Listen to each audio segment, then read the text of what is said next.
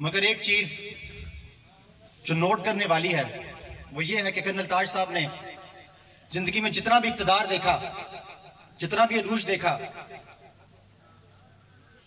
उसके लिए सिर्फ एक ही मकसद था, इलाके की खिदमत, इलाके की भलाई।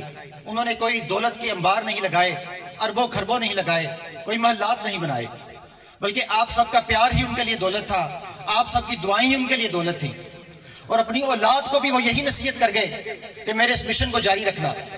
और इस बात का अंदाजा आप उनके एक आखिरी फिक्रे से लगा सकते हैं। जरा सोचिए कि वो बिस्तरे मर्ग पर हैं, उनका बेटा उनके साथ है, कमरे में साफ करने वाले स्वीपर और एक दो नर्सेज आती हैं, तबीयत खराब है, मगर अपने बेटे को कहते हैं कि इनको चाय पानी पिलाओ, इन सब का ख्याल रखो। कि आखिरी वक्त में भी अपने इर्द गिर्द वालों का ख्याल रख रहे थे, यह उनका आखिरी फिक्रा था। इससे आपको उनकी अजमत का अंदाजा हो सकता है। हम अब कर्नल ताज साहब को देख तो नहीं सकते, मगर उनके इन यारों में, उनके इन प्यारों में, उनसे मोहब्बत करने वालों में कर्नल ताज नजर आते हैं। कर्नल ताज साहब की वो आवाज तो नहीं सुन सकते, वो रोबदार आवाज तो नहीं सुन सकते, मगर आप सबकी उनकी याद में, उनसे मोहब्बत के किए गए वक्त में, उनके मोहब्बत के उन किस्सों में, अपने आंसुओं को छुपाने की उस कोशिश में, आपकी आवाज की उस लड़खड़ाहट में मुझे कर्नल साहब की आवाज नजर आती है। हम अब उनको, उनके लिए दुआई कर सकते हैं, उनके लिए पढ़ ही सकते हैं। हमें अब वो मेरे मेंटोर भी थे, सिखाते थे, पढ़ाते थे, हमारे बड़े थे। अब हम उनसे कोई नसीहत तो और नहीं ले सकते, मगर उनकी जिंदगी को सामने रखकर, उसकी जिंदगी से सबक हासिल करके, उनसे रोशनी हासिल करके मददगारों मदद कर सकते हैं। इंसानियत की खिदमत करके, बेसहारों का सहारा बनकर, इस इलाके की मट्टी के इश्क करके अपनी जिंदगी और अपनी आखिरत संवार तो सकते हैं।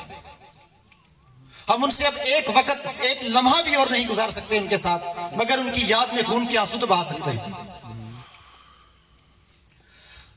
कर्नल साहब दर्द बर्दाश्त करने में कमाल रखते थे, बस अपने अलावा वो हर किसी का ही ख्याल रखते थे। इलाके के लिए दर्द, इलाके के लिए प्यार, गरीब अवाम के लिए दर्द रखते थे। और वो दर्द इस कदर था कि अपने अंदर वो एक समंदर बसाए बैठे थे, पर जाहिर यूं होते थे जैसे वो कोई चट्टान है, ऐसी चट्टान जिसको देखकर ही हमें हौसला मिलता था। वो एक फिक्रा बोल देते थे तो ना उम्मीद कर जाता था, वो आगे बढ़ने की तमन्ना ले जाता था। तो कर्नल ताज साहब को सलाम, उनकी अजमत को सलाम, उनके इलाके की इस खिदमत को सलाम, उनसे इस इलाके की मोहब्बत को सलाम, और उन कर्नल ताज साहब की इन सहेलियों को भी सलाम, उनकी आंखों में उन आंसुओं को भी सलाम, और उनके जज्बे को भी सलाम, और कर्नल साहब के यूं अजीम शान तरीके से रुखसत होने को भी सलाम। तो मैं अपनी तरफ से, अपने वालिद चौधरी मोहम्मद सकलैन साहब की तरफ से, उनके बेटे कर्नल एहतशाम और मेजर एतजाज साहब की तरफ से, और पूरे खानदान की तरफ से आप सबका शुक्रिया अदा करता हूं कि आपने इस मुश्किल वक्त में हमारा साथ दिया, हमारे दुख में शरीक हुए। अब दुआ का वक्त है, उनके लिए खास तौर पे दुआ कीजिएगा।